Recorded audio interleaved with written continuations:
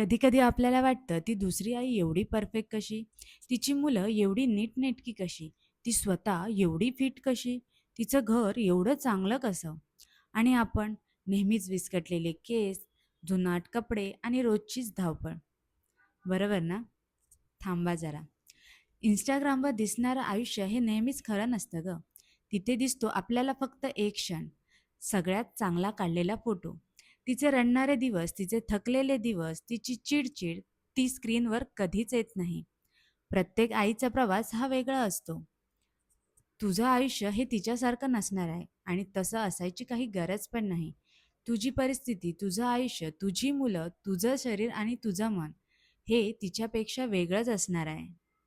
मग तुलना कशाला? जी लढाई तू लढतेस ती तुलाच माहीत आहे.